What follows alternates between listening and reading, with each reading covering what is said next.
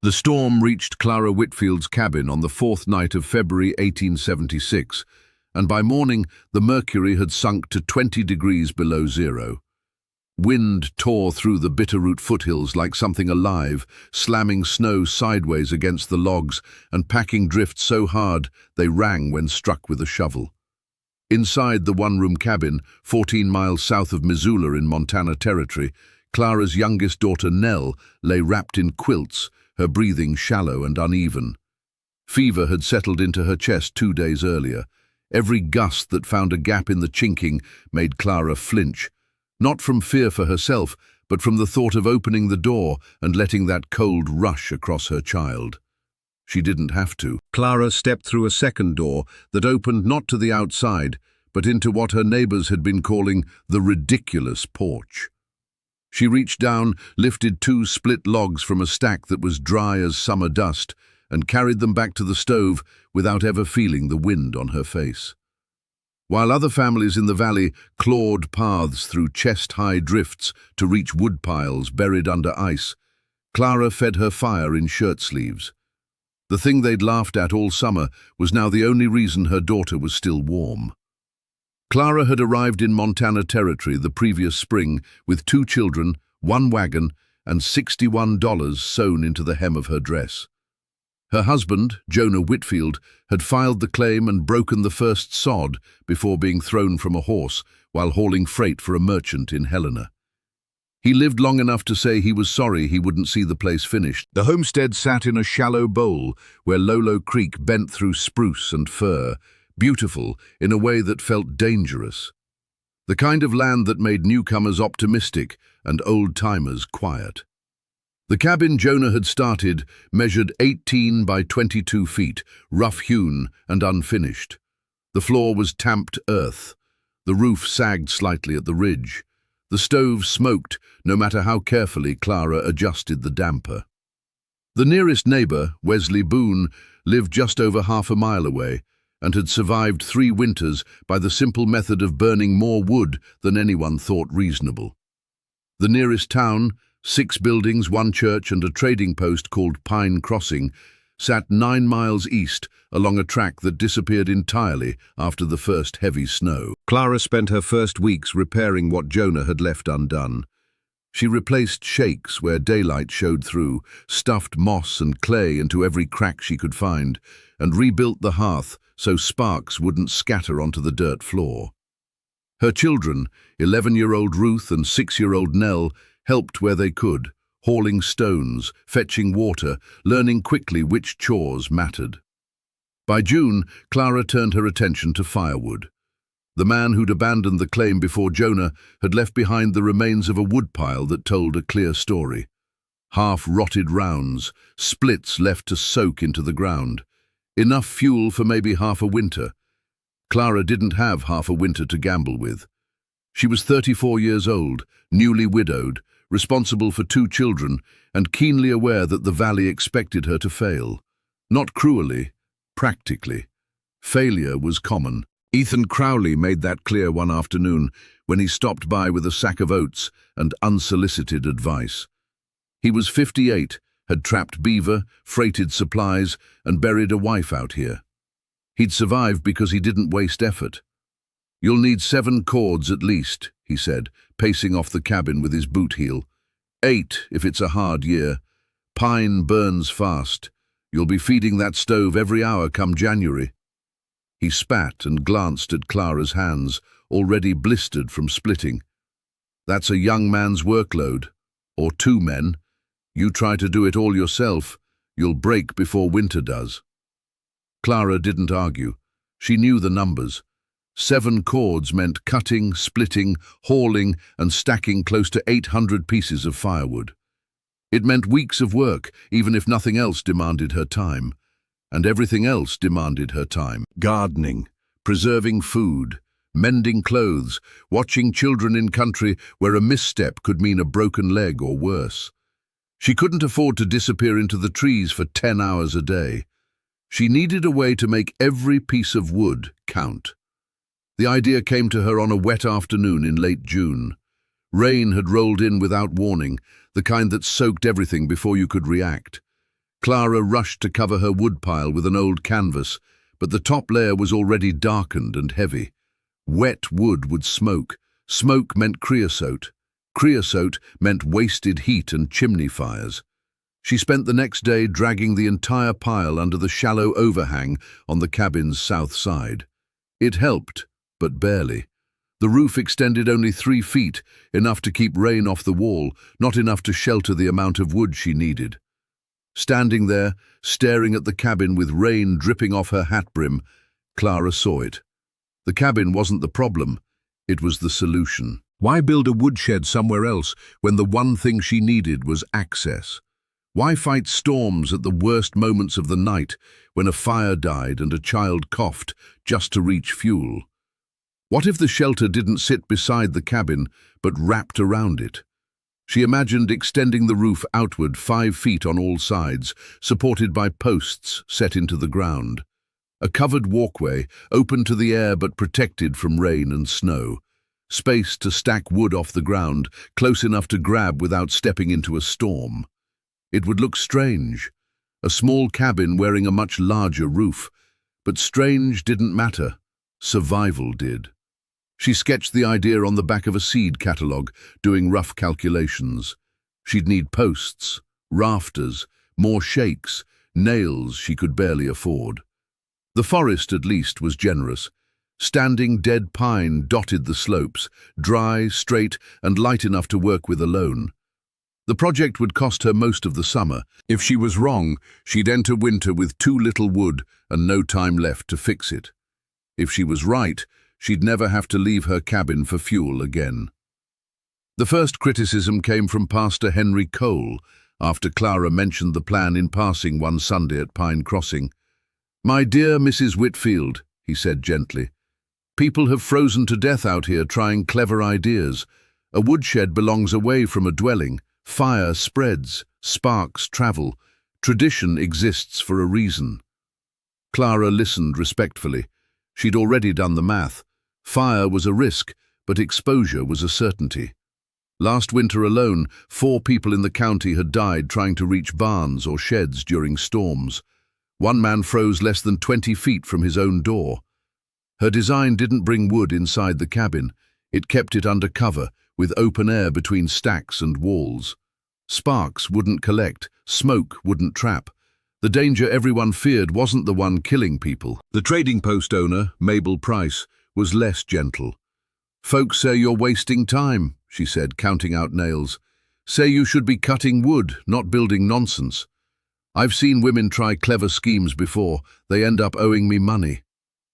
Clara paid in coins she'd earned sewing shirts for freighters and said nothing. Talking wouldn't keep her children warm.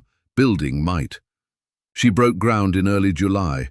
Posts first, set 4.5 feet from the cabin walls, sunk deep, braced with stone. She worked during Nell's naps and after Ruth finished chores. The girls handed tools, held lines, learned how to read a plumb bob. By mid-July, the shape was visible, and the laughter started. Wesley Boone stopped one evening and stared for a long moment. "Well, I'll be damned," he said finally. "Looks like you're trying to roof the whole world." "Just the important part," Clara replied. By August, rafters stretched from the cabin roof to the outer posts, forming a wide, continuous overhang. Clara worked until her shoulders burned and her hands split open again. She cut, fitted, nailed, and adjusted. By the end of the month, she had less than 1 cord stacked. Winter was coming fast, and everyone knew it. If this story is resonating with you, leave a comment below. Not to praise the idea, but to say whether you'd have trusted it when the stakes were this high. By the first week of September, the laughter had softened, but it hadn't stopped. Clara Whitfield's cabin now sat beneath a roof that stretched outward like a broad-brimmed hat, its edges casting shade even in the afternoon. The posts were straight, the rafters true, the shakes lay tight and orderly, sloping just enough to shed rain without stealing light. It still looked wrong to people who believed buildings should look familiar before they looked useful. Clara didn't have the luxury of worrying about appearances. She was behind on wood. 1 cord, maybe a little more, stood stacked beneath the new overhang, split clean and lifted off the ground on narrow runners. The airflow moved through the corridor exactly as she'd hoped. Even after a week of steady rain, the wood rang sharp when struck together instead of thudding dull and wet. It worked, but not fast enough. Every morning Clara woke with the same calculation running through her mind.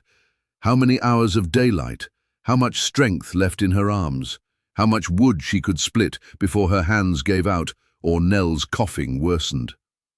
Ruth tried to help more than Clara wanted to allow. She hauled splits. She stacked carefully. She learned to read grain and avoid knots. At 11, she was already doing the work of someone older. Clara hated that.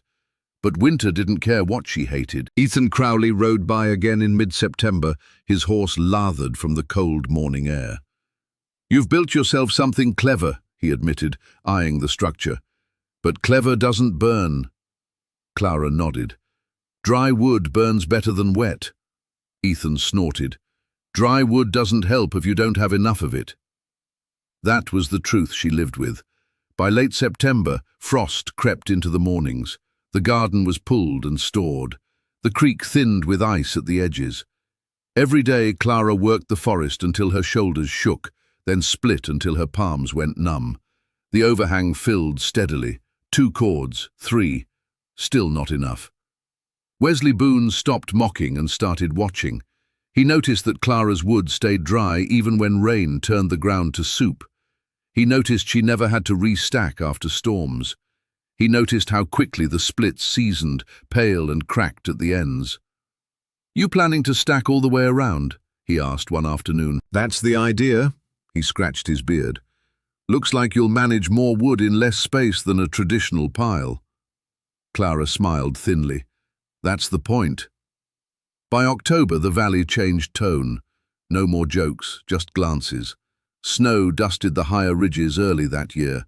Not enough to stay, but enough to remind everyone what was coming. The road to Pine Crossing turned rutted and slick. Trips grew infrequent. Clara stacked wood every available hour. By the time the first real snow fell, she had just over 5 cords under the roof. Not 7, not 8, 5. It was a dangerous number. Pastor Cole rode out before the road closed completely.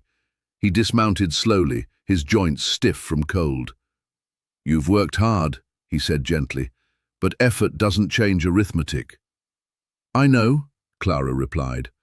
"You could still cut more if you stopped improving the structure." "I'm not improving it anymore," she said. "I'm using it." He frowned.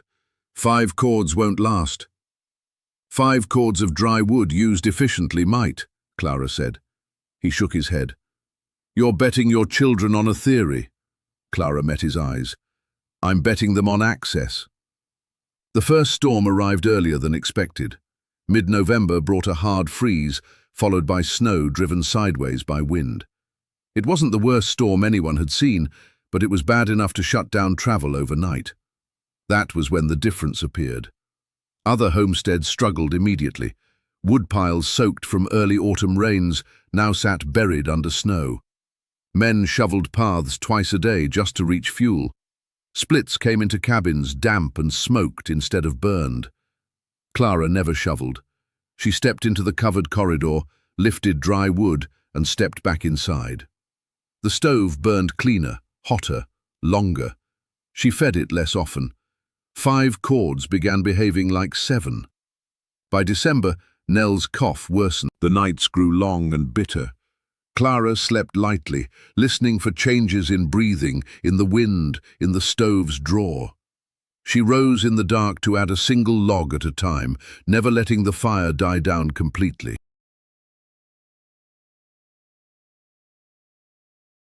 Not because she'd miscalculated, but because she'd changed the conditions.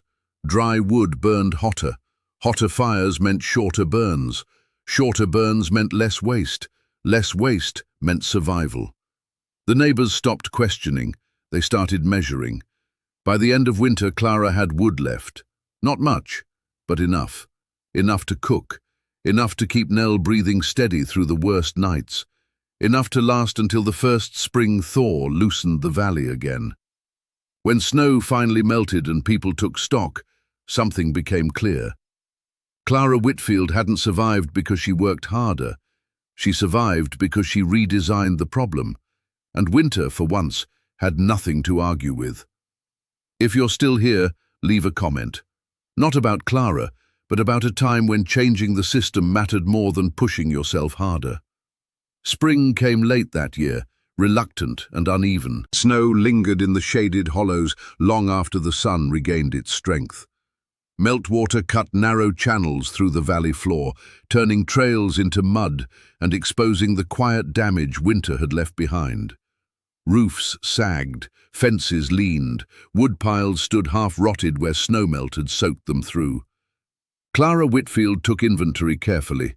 She still had wood, not enough to be careless, but enough to notice the difference. While others dragged the last of their fuel into cabins that smelled of damp smoke and exhaustion, Clara stacked what remained neatly under the wide roof that circled her home. The wood was lighter than it should have been, pale at the ends, seasoned. That fact unsettled people. By April, neighbors began stopping by again, not to criticize, but to look. They didn't ask questions at first. They walked the perimeter slowly, counted steps, looked up at the rafters and down at the stacks. Some pressed their palms to the posts, as if feeling for warmth left behind. Wesley Boone came by one morning, carrying a bucket of nails he no longer needed. "I burned through 9 cords," he said flatly. "Still froze half the time." Clara nodded. "How much of it stayed dry?" He grimaced. "Not enough." That became the conversation. Not how much wood people had cut, but how much of it they'd lost before they ever burned it.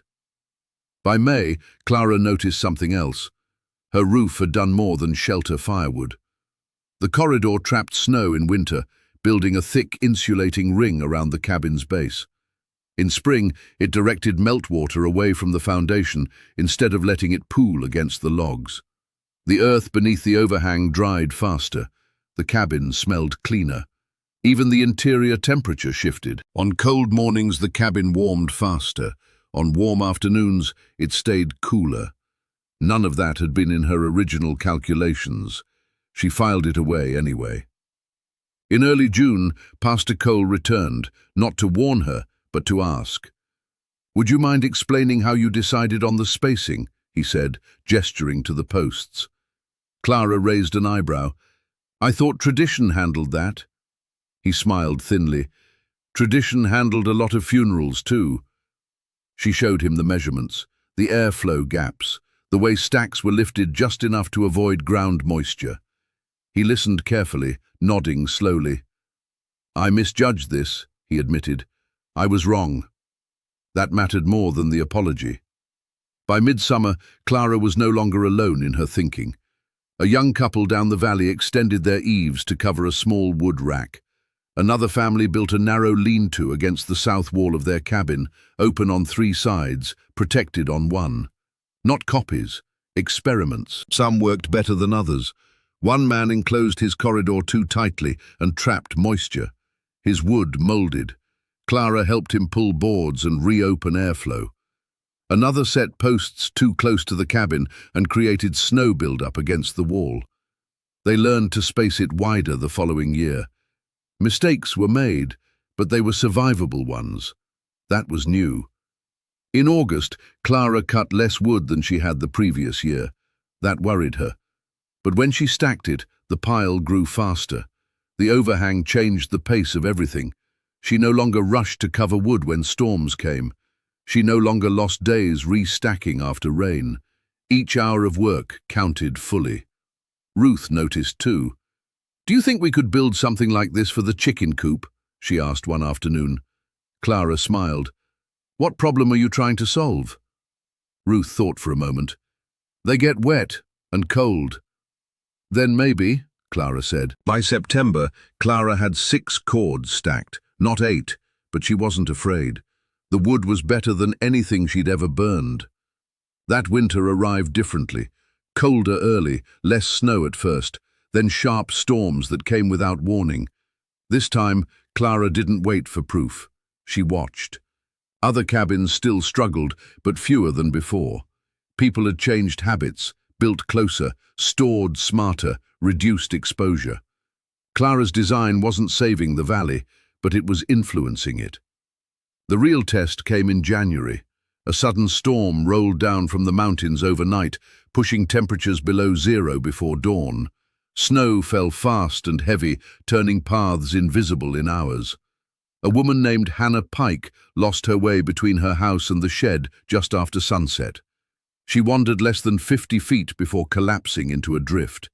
She survived only because her husband found her quickly. That night, Clara sat awake by the stove, feeding it slowly, deliberately. She never opened the door to the outside. In the morning, people noticed.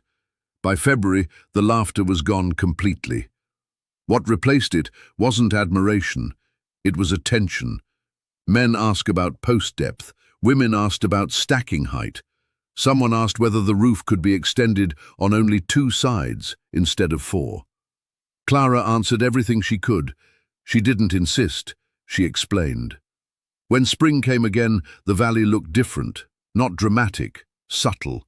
Cabins wore wider roofs, woodpiles sat closer, pathways between buildings shortened or disappeared entirely. People had learned something that winter, but they didn't talk about it in grand terms. They talked about staying dry, about not panicking, about not freezing 15 feet from a door. Clara stood one evening beneath her overhang, listening to meltwater drip steadily from the roof edge. Ruth leaned against a post beside her. "They don't laugh anymore," Ruth said. "No," Clara replied. "They listen."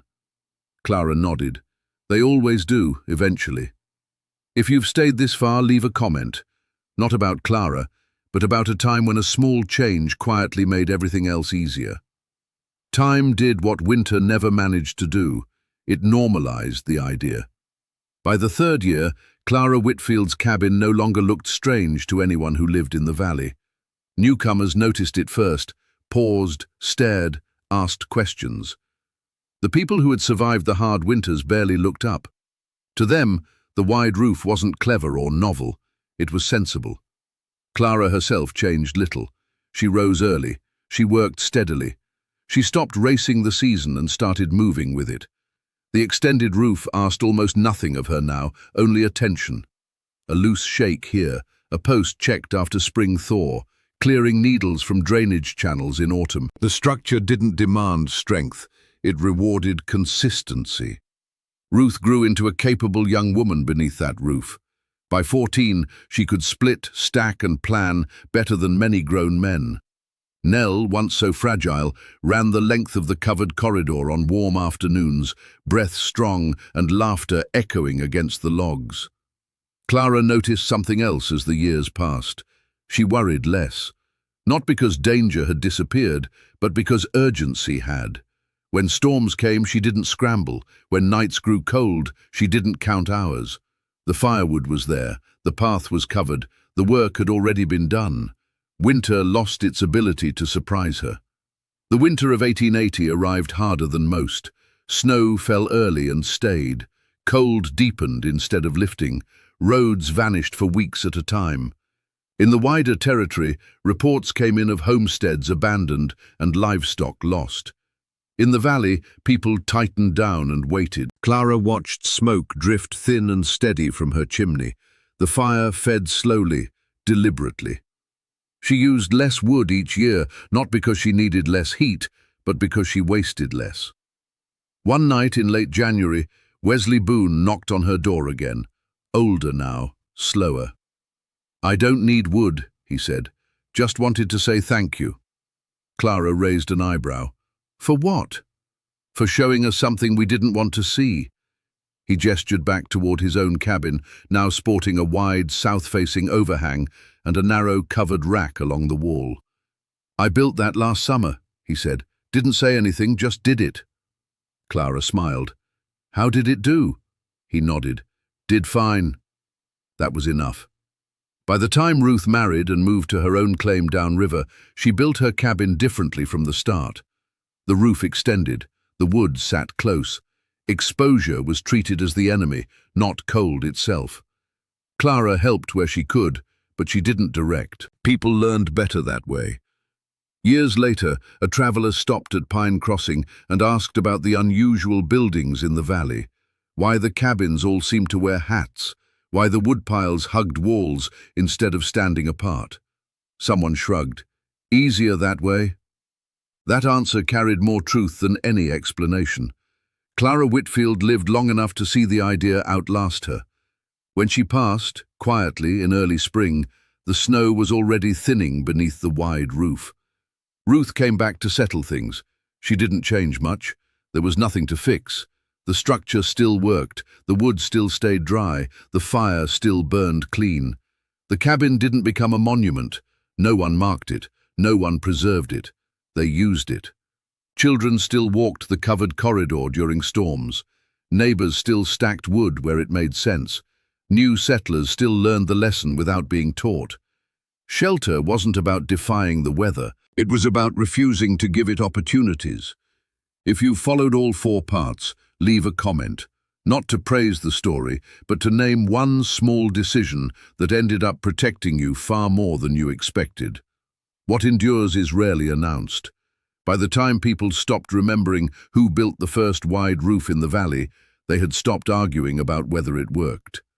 The idea had slipped quietly into habit, the way the best solutions always do. No one called it innovation anymore. It was simply how you built if you intended to stay. Clara Whitfield's cabin remained where it had always stood, settled into the bend of the creek, its roofline broad and unremarkable against the trees. The posts had darkened with age. The shakes had been replaced one by one over the years, never all at once. Nothing about it suggested permanence, only continuity. That was enough. Ruth returned most summers, sometimes with her own children in tow. They slept on pallets near the stove and ran the covered corridor during afternoon rains, their footsteps echoing in the familiar space. Clara's routines lived on through them, passed down not as rules, but as instincts. Don't stack wood on bare ground. Don't make yourself walk farther than you need to. Don't wait until the storm to find out what you forgot. The valley changed slowly. Fences improved, roads hardened. The trading post added a second room. Pine Crossing became less isolated, though never truly connected. Winters remained indifferent, they always would. But something subtle shifted in how people faced them. Men no longer spoke proudly of how much wood they burned. They spoke of how little they wasted. Women planned their buildings so children never had to step into wind at night. Newcomers listened more carefully than they once had, not because they were wiser, but because the cost of ignoring experience had become visible. Not dramatic, visible. One winter, long after Clara was gone, a blizzard rolled through that reminded everyone how thin the margin still was. Wind flattened drifts against doors, temperatures dropped fast and stayed there. News came in late that 2 homesteads farther north had been abandoned in the night.